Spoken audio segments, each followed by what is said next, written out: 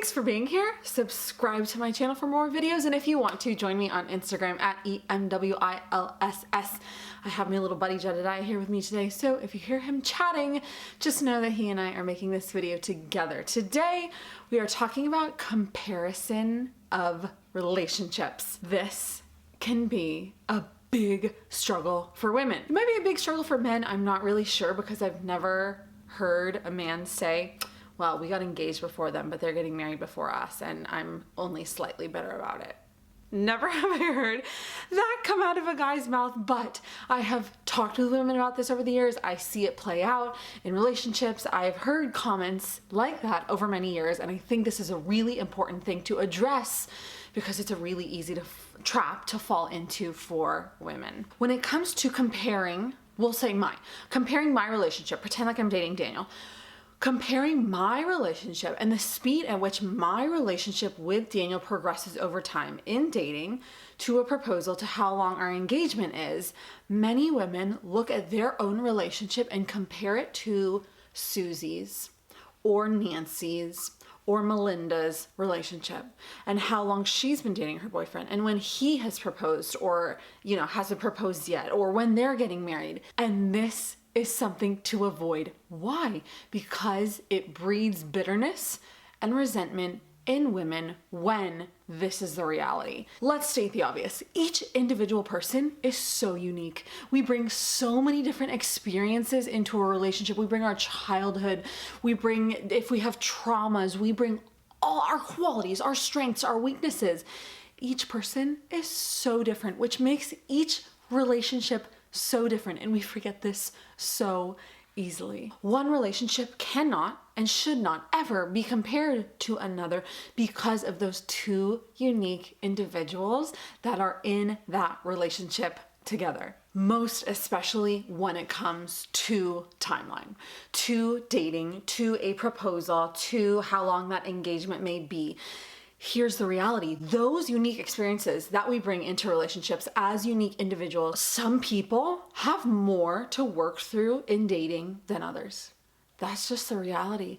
With all that we bring, all the collective experiences, all the struggles that we have, the list, as in all things we talk about here, is very, very long.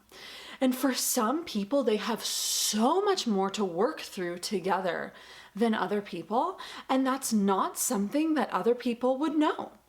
You don't know what other people are working through in the relationship, right? And no matter how close you may be to that person, what they are working through together in private as a couple is only something the two of them know. So when we look at that, we have to remember that I might have more to work through with Daniel than Susie has to work through with her boyfriend. And so our process of dating is taking longer than Susie and her boyfriend's process of dating. You think about other factors as well. When you look at dating and engagement, sometimes two people live in the same city, right? And it's way easier for them to look at the possibility of engagement, to look at the possibility of marriage on a shorter timeline than someone like Daniel and I, who were in separate countries, right? We had so many obstacles to getting married. I still can't believe we had jumped over all of those hurdles. We lived on opposite ends of the world. We had to obtain a visa. Daniel had to come over here and figure out the work situation and how that would look and finding a place to live. There was a lot. And so obviously our timeline in dating could not at all or should not be compared to anybody else's timeline of dating, much less people who live in the same city, same state, they're citizens of the same country. There's no comparison.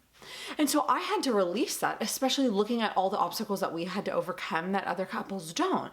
I had to look at that and say, okay, our timeline is our timeline, and I'm going to accept that with grace in my heart and not look at other women's timelines and be like, oh my gosh, how easy it is for them, or look at how fast they're moving compared to us. I didn't care about any of those things because my focus was on our relationship, learning to love Daniel, learning to glorify God in our relationship, and the timeline that God had for us, and working through the things that we needed to work through together as individuals and collectively, not in relation to what anybody else was doing, but just the two of us. This brought peace to our hearts in the sense that there wasn't a comparison to what other people were doing.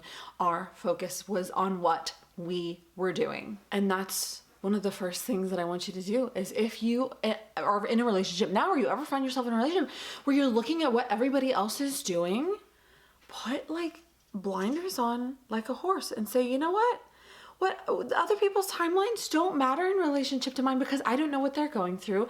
They don't know what we're going through and working through, and all of the, obstacles that we have to overcome and things we have to talk about before we would get engaged or married. Let me keep my eyes on my own paper, as they say, and focus on this. And I accept the timeline that we're on, and I accept the timeline that they're on, and I celebrate the timeline that they're on, because my focus is on our relationship, not on comparing it to anybody else's.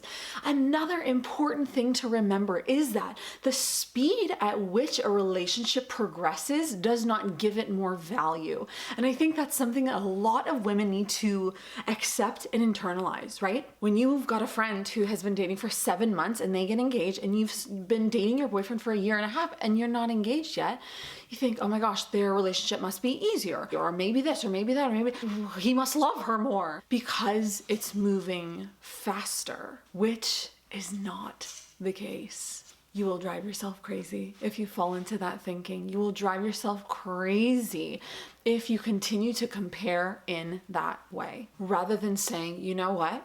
The timeline and progression of our relationship is ours. It's not theirs, and it's not theirs, and it's not theirs. Now, are there many branches to this tree? Yes, if you've been dating a man for 8 years and he is still not proposing to you, that's another story for another day. These are valid questions that belong in a different branch to this tree. But today I wanted to focus on that aspect, because I think it's a big problem that a lot of women get into their heads and just start spinning and spinning and spinning in this comparison. I want you to stop spinning and spinning and spinning. And if you feel this jealousy, this resentment, this bitterness coming up in your heart, you need to take a step back and look at, why is this jealousy and bitterness and resentment about other people's timelines, progressions coming up in my heart, and what can I do about it, rather than letting it fester, rather than looking at all their things and just being like, oh my gosh, blah, blah, blah. How can I take a step back and look at, okay, what they're doing is good, and what's going on in our progression, in our timeline is good, and I accept the speed at which we are going, if it's one that you're comfortable with. Again, another branch to another tree. But this is what I wanted to remind you of and share with you today. If you have a friend who needs to hear this video, share this with her. Let's keep our eyes on our own paper and continue to pray and continue to walk. And if your relationship, continue to just walk with that person, to grow with that person, to pray and to offer that relationship to God, and walk and trust in His timing. That's all for today from sweet little Jedediah and myself. We'll talk to you soon. Bye!